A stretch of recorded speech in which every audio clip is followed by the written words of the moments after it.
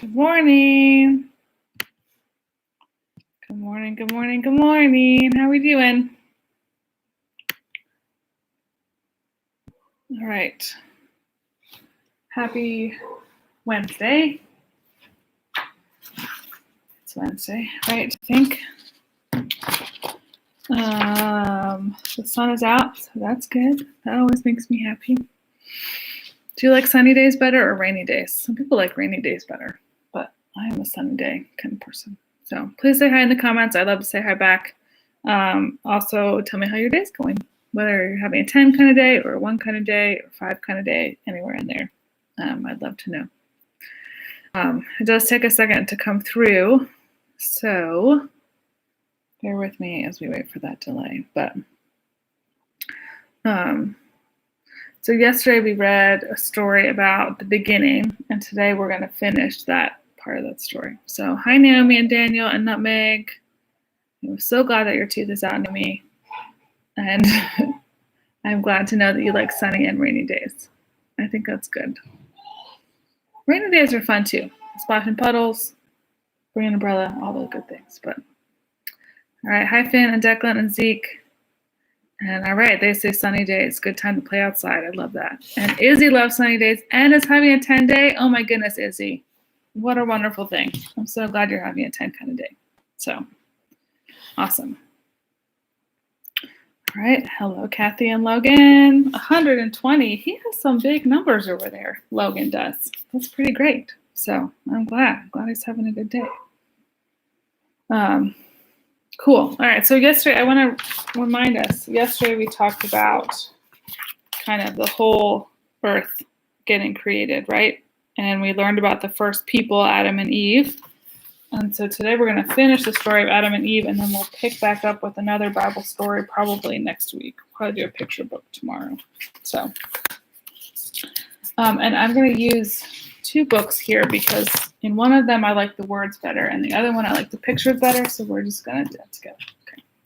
All right, so this is the picture I like. It's a tree with fruit on it, and then we have Adam and Eve in the garden. Really beautiful. But these are some of the words I want to share with you. This is another, so there's Adam and Eve over there. There's a snake and a tree, different trees with fruit on them. So Adam and Eve lived happily together in their beautiful new home, and everything was perfect for a while, until one day when everything went wrong. So God had given Adam and Eve only one rule in the garden. Don't eat the fruit on that tree, God told them, because if you do, you'll think you know everything. You'll stop trusting me, and then death and sadness and tears will come. One day there was a snake that entered the garden. So God asked them not to eat this fruit. You see, God knew if they ate the fruit, they would think they didn't need God, and they would try and make themselves happy without God. But God knew there was no such thing as happiness without God, and life without God wouldn't be life at all. As soon as the snake saw his chance, he slithered up silently to Eve. Does God really love you? The serpent whispered. If he does, why won't he let you eat the nice, juicy, delicious fruit? Poor you. Perhaps God doesn't want you to be happy. The snake's words hissed into her ears and sunk down deep into her heart like poison. Does God love me? Eve wondered. Suddenly she didn't know anymore. Just trust me, the serpent whispered. You don't need God. Just one small taste, that's all, and you'll be happier than you could ever dream. Eve picked the fruit and ate some, and Adam ate some too. And a terrible lie came into the world. It would never leave. It would live on in every human heart, whispering to every one of God's children, God doesn't love me. So then I also wanted to share this picture. Here's the snake and the fruit in the middle of all the snake.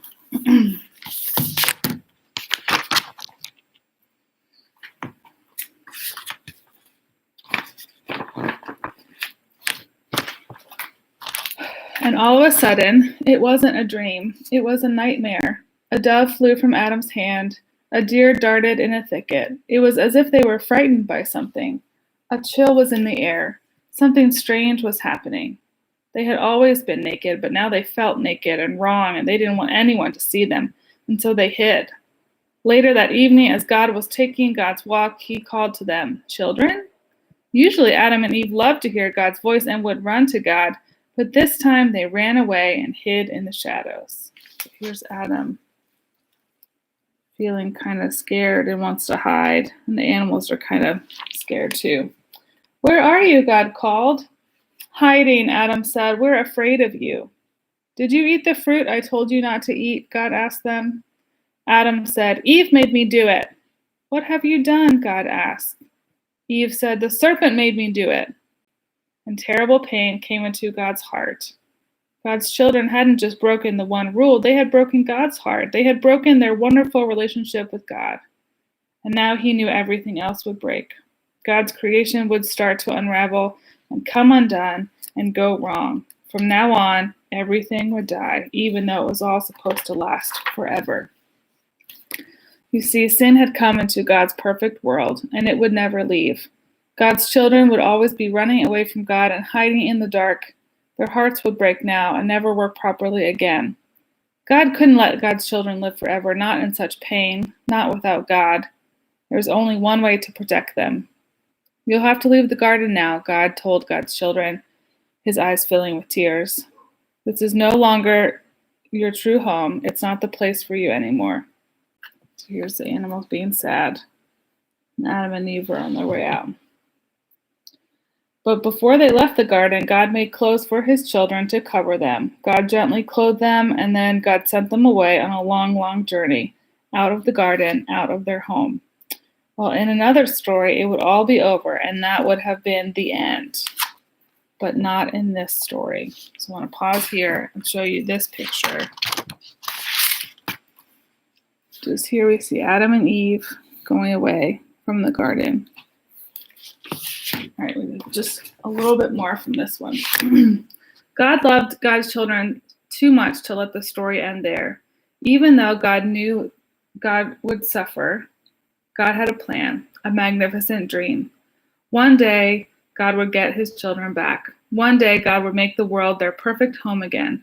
And one day, God would wipe away every tear from their eyes. You see, no matter what, in spite of everything, God would love God's children with a never stopping, never giving up, unbreaking, always and forever love. And though they would forget him and run from him, deep in their hearts, God's children would miss God always and long for God, lost children yearning for their home. Before they left the garden, God whispered a promise to Adam and Eve. "It will not always be so. I will come to rescue you. And when I do, I'm going to do battle against the snake. I'll get rid of the sin and the dark and the sadness that you let in here. I'm coming back for you." And God would. One day, God himself would come. So there's Adam and Eve. They've got clothes for the journey, and they're going to go with God's promise. And so next week, we'll talk about a different Bible story. But that is how the beginning happened and how Adam and Eve happened. And I thought those pictures in that story was really, really powerful. And so I'm curious today if you want to think about what promises God has made to you and how God follows up on those promises. So we hear that God has promised to never leave us, to come back for us, to take care of us. And so I wonder how you're feeling taken care of today. Are your grown-ups taking care of you? Are they hugging you? Are they giving you food? Are they helping you play? Those are all ways that God is taking care of you through your parents. So I thought that might be helpful to think about today. Tomorrow we'll do a different kind of story. Logan wants to know how my finger is feeling. Thank you, Logan. It doesn't hurt. I have a fingernail that's split, and so it keeps snagging on everything. So I tape it up so it doesn't get stuck on stuff. But it doesn't hurt. I'm totally fine. But thank you for asking, Logan. I appreciate it. So I hope that you like the stories. We'll do a different story tomorrow at 9:30. I hope that you have a wonderful day and enjoy the sun if you like sunny days. And I'll see you tomorrow, okay? Love you guys so much.